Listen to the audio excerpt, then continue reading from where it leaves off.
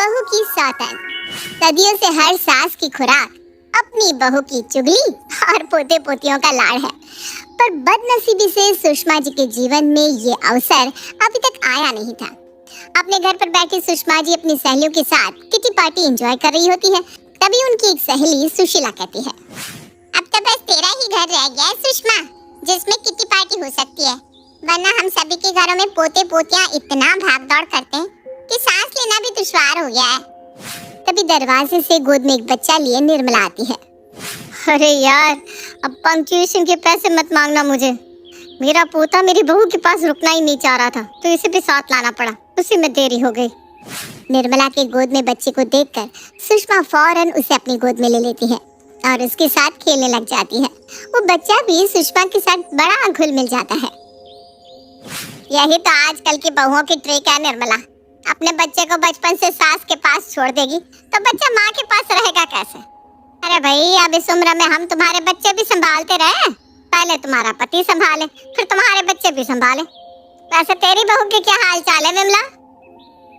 बस वही 10 बजे उठना और उठते ही अपनी माँ को कॉल कर ससुराल वालों की चुगली करना। अपने बेटे तक को रोटी मुझे डालनी पड़ती है। तेरा सही है सुषमा, ना बहू ना पोते पोती, कोई झंझट ही नहीं। ऐसा क्यों बोलती है विमला? मैं तो चाहती हूँ कि मेरी भी एक बहू हो, ताकि मैं उसकी चुगली तुम सबसे कर सकूं और एक छोटा सा पोता या पोती हो जो मेरी नाक खींचे। जब तक कोई लड़की दुल्हन नहीं बनती तब तक उसे शादी सपनों से सुहानी दुनिया ही लगती है। ऐसा ही तुझे भी लग रहा है। एक बार बहू आ जाएगी ना, फिर अपनी किस्मत को रोएगी तू। अरे मुझे नहीं पता, मुझे तो चाहिए एक बच्चा अपने घर पर, और इस बार मैं राज को शादी के लिए मनवा कर ही रहूंगी। और सुषमा ठान लेती है कि वो अपने घर बच्चों की किलकारियां गुंजवा कर ही रहेगी। इसके लिए वो अपने बेटे राज से बात करती है, पर राज को किसी चीज से कोई फर्क था ही नहीं। वो तो हर वक्त बस अपने फोन पर ही लगा रहता, खाने के टेबल पर। पहले रोटी खा ले, बाद में बात कर लेना। अरे नहीं नहीं सुजीत यार, तुझे नहीं पता, ये बॉस ना बड़ी ठगी करता है हमारा पीठ पीछे। कमाता नहीं है एक आना, और ड्रामा ऐसा जैसे लिए बैठा हो खजाना। इंजीनियरिंग करने के बाद 30,000 कमाने में तुम्हारा बेटा फोन से इस तरह चिपका रहता है जैसे अंबानी तो यही हो। ऐसा क्यों बोलते हो जी? मेरा बेटा हीरा है, हीरा। बस एक फोन पर चिपके रहने की बुरी आदत है, और अब इस आदत को भी बदलने का रास्ता मिल गया है मुझे। इसकी शादी करवा दूंगी। जैसे ही सामने खूबसूरत सी लड़की आएगी ना, कान से अपने आप ही फोन हट जा रहा है। आप बिना शादी के पहले कम भटके हुए नहीं थे। कैसे कैसी बुरी बुरी आदतें थी आपको, माँ जी ने सब कुछ बताया था मुझे। पर देखिए कैसे शादी होते ही सारी आदतें सुधर गई आपकी। तो इसकी क्यों नहीं सुधरेगी? शादी होगी तो खुद लाइन पर आ जाएगा, और मुझे भी एक बहू मिल जाएगी चुगली करने के लिए। ऐ सुन ले बेटा, तेरे लिए लड़की देख रही हूँ मैं, देख लूँ ना? अरे नहीं यार, मतलब एक कॉल करो ना, सबको कॉल पे ले लो। ये कहता हुआ खाना अधूरा छोड़कर हमेशा की तरह राज फोन पर बात करता हुआ छत की ओर चला जाता है, और सुषमा राज के लिए लड़की देखना शुरू कर देती है। फौरन ही नैना के साथ राज का रिश्ता पक्का कर देती है। पर राज की हरकतें कहाँ तक ही नैना से छुपती। शादी के मंडप पर पंडित जी मंत्र पढ़ रहे थे और तभी राज का फोन बज जाता है। एक मिनट पंडित जी। अरे वो रवि को देने वाली मशीन थी, महेश को क्यों दे दी? सिंदूरदान का समय हो गया है। इसका फोन तो मैंने अपने पर्स में रख लिया था, किसने दे दिया इसे फोन? अभी तो फोन रख दे बेटा, आज तेरी शादी है। सिंदूर भरना है ना के मांग में, पता नहीं कौन सा काम है जो खत्म ही नहीं होता। और फोन पर बात करते करते राज गलती से पंडित जी को सिंदूर लगा देता है, और राज के फोन पर बात करने वाली बुरी आदत का राज नैना के सामने आ जाता है। बेड़ा गर्ग हो गया, सत्यानाश। रिश्ता होने तक तो तू अपने बेटे की इस बुरी आदत को छिपा लेती, अब कहीं नैना शादी के लिए मना ना कर दे। पर नैना शादी से पीछे नहीं हटती और अच्छी तरह से शादी संपन्न हो जाती है। जिस वाक़े को नैना एक कोइंसिडेंस समझती है, वो तो इससे कुछ ज्यादा ही था। विदाई से लेकर गृह प्रवेश तक राज के कान पर तो उसका फोन लगा ही रहता। पूरी विदाई में बेचारी नैना फूट फूट कर रोती रहती है, और राज अपने फोन में मगन रहता है। और फिर आती है सुहाग रात की बारी। नई नवेली दुल्हन की तरह सजी हुई नैना बिस्तर पर अपने पति का इंतजार कर रही होती है कि कब राज आएगा और कब उसका घूंघट हटाएगा। और राज आता भी है, पर जैसे ही राज नैना के चेहरे से घूंघट हटाने जाता है, ट्रिंग ट्रिंग उसका फोन बज जाता है। ये प्रफुल्ल क्यों फोन कर रहा है? लगता है फिर से कोई गड़बड़ हो गई है।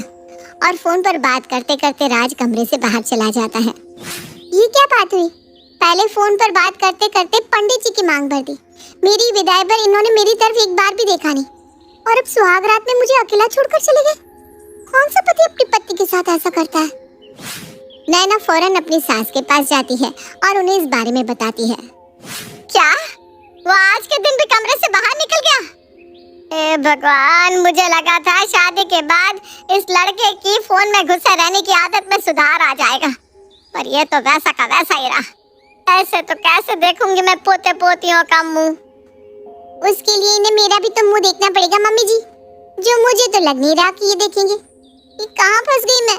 अगर मुझे पहले पता होता कि यहाँ मेरी साथ पहले से तैयार है तो मैं कभी इस रिश्ते में नहीं पड़ती। अरे कैसे ध्यान नहीं देगा तुझ पर? तू अपना जादू चला बेटा, सब कुछ छोड़ छाड़ कर तेरे पास आ जाएगा। पर सुबह 4 बजे तक राज फोन पर ही बात करता रहता है और 7 बजे ऑफिस निकल जाता है। नैना अपनी माँ को कॉल कर इस बारे में बताती है। क्या? मुझे तो मंडप पर ही कुछ गड़बड़ी लग रही थी, पर तूने कुछ कहा नहीं तो हमने भी जाने दिया। तू 2-4 दिन और देख ले बेटा। और हाँ, राज जी का फोन चेक करते रहना, कहीं कोई लड़की का चक्कर तो नहीं है। एक मौका देखकर उससे बैठकर बात कर, और उसके बाद भी राज जी के बर्ताव में सुधार नहीं आया तो फट से मुझे या तेरे पापा को कॉल कर देना, हम फौरन तुझे लेने आ जाएंगे। मुझे तो अब लग रहा है कि पहले से ही उनके जीवन में कोई होगी, वरना शादी की पहली रात कौन सा आदमी अपनी पत्नी को छोड़कर फोन में घुसा रहता है? मैं कहाँ जाऊँ मम्मी? अरे नहीं बेटा, रो मत, तेरा घर पड़ा है, टेंशन मत ले। जमाना बदल गया है, ऐसी कोई बात निकली तो हम तेरी दूसरी शादी करवा देंगे, तुझे वहाँ मरने थोड़ी ना छोड़ देंगे। और शादी में जो खर्चे हुए हैं वो तो मैं तेरे सास ससुर से निकलवा ही लूंगी। 10 बातें सुनाऊंगी सो अलग। अपनी माँ की बात मानकर नैना एक अच्छी पत्नी की तरह ही राज से पेश आती है और उसे खाना परोस कर देती है। पर रात को कमरे में आने के वक्त राज फोन पर बात करते करते छत पर चला जाता है। पर इस बार नैना शांत नहीं बैठती, वो चुपके से राज के पीछे पीछे छत पर चली जाती है, जहाँ वो देखती है कि राज छत पर पहुँचते ही फोन अपने पॉकेट में रखकर बिस्तर लगाकर सो जाता है। ये क्या था?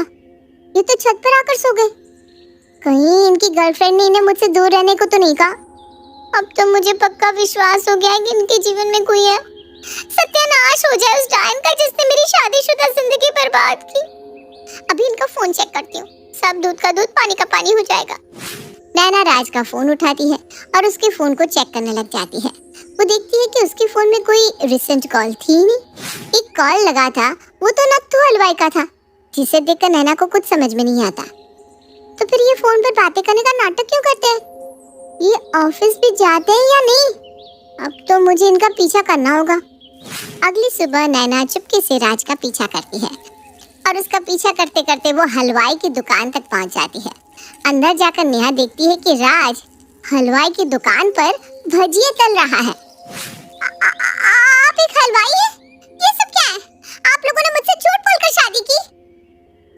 नैना, मैं तो तुम्हें कब से इस बारे में बताना चाहता था, पर शादी से पहले मम्मी ने मेरी तुमसे एक भी मीटिंग नहीं होने दी, क्योंकि उन्हें लगा कि मेरे इस फोन पर बात करने की आदत के बारे में तुम्हें पता चल जाएगा।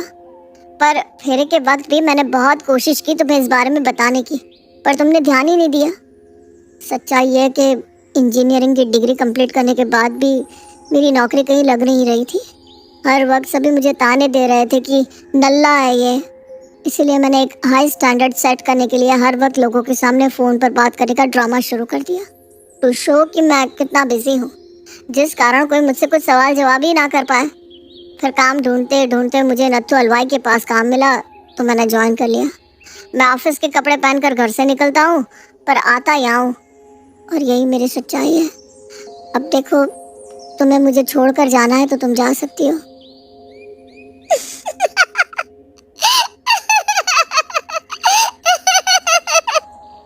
नैना जोर जोर से हंसने लगती है।